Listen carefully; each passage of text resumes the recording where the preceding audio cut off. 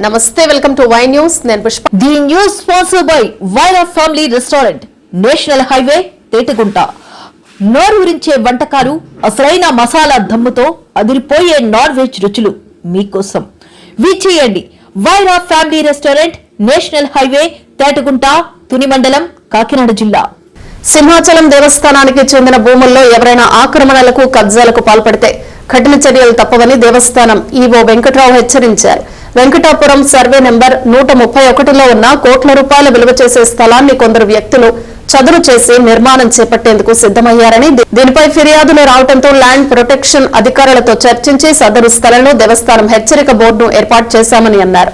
ఈ స్థలానికి సంబంధించిన పత్రాలు ఏమైనా ఉంటే పరిశీలించి జాయింట్ సర్వే నిర్వహించడం జరుగుతుందన్నారు.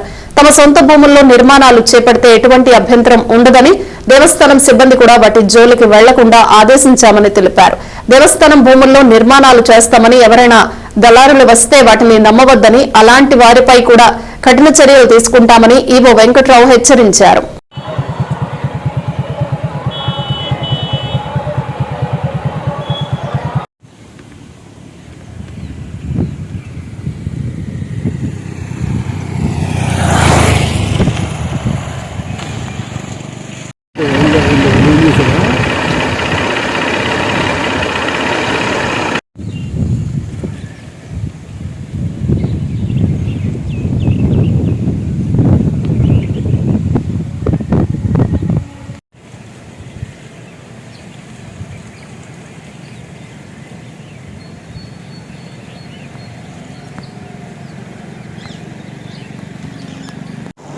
నమో నారసింహాయ.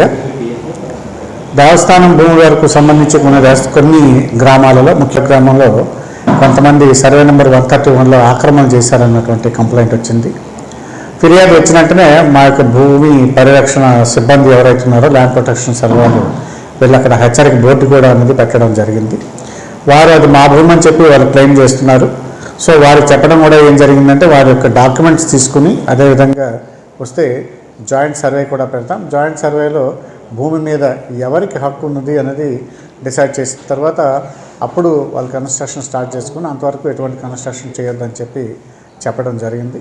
ఇక్కడే కాదు, ఏ సర్వే నెంబర్లో అయినా ఎవరైనా భూమిని ఈ విధంగా ఆక్రమణగా చేసినట్టుంటే, దేవస్థానం భూమిని ఆక్రమణ చేసిన వాళ్ళు ఎవరి మీదైనా అవసరమైతే క్రిమినల్ చర్య కూడా తీసుకుంటాం. అయితే అదేవిధంగా సిబ్బంది కూడా హెచ్చరించడం అయింది. జెన్యున్గా ఎవరైనా వెరిఫై కట్టుకున్నట్టుంటే వాళ్ళకి ఎటువంటి హెరాస్మెంట్ చేయొద్దు. వెరిఫై చేసి గవర్నమెంట్ ల్యాండ్లో దేవస్థానం భూముల్లో ఉన్నట్టు మాత్రం ఇమ్మీడియట్గా ఆఫ్ చేయమని చెప్పాం. మిగతా వారి సొంత భూముల్లో వాళ్ళు ఇల్లు కట్టుకుంటే మాకు ఎటువంటి అభ్యంతరం కూడా ఉండాల్సిన అవసరం లేదు. పబ్లిక్ని కూడా ఎటువంటి హెరాస్మెంట్ కూడా చేయొద్దని చెప్పి మా సిబ్బందిని కూడా ఆదేశించడం జరిగింది. కాబట్టి అందరూ కూడా విషయాన్ని గమనించి దేవస్థానం భూములు కానీ ఉన్నట్టయితే ఎట్టి పరిస్థితుల్లో దేవస్థానం భూముల్లోకి కట్టడాలను చేయరాదు. దేవస్థానం భూములు కాకుండా వాళ్ళ సొంత భూముల్లో ఎక్కడైనా ఎవరైనా చేసినప్పుడు వారి దగ్గర నుంచి రకరకాల మధ్యవర్తులు వచ్చి హెరాస్మెంట్ చేయడం కానీ, డబ్బులు డిమాండ్ చేయడం కానీ అట్లాంటిది ఏం చేస్తే వాళ్ళ మీద కూడా కఠినమైనటువంటి చర్యలు తీసుకుంటామని ఈ సందర్భంగా అందరినీ హెచ్చరిస్తుంది.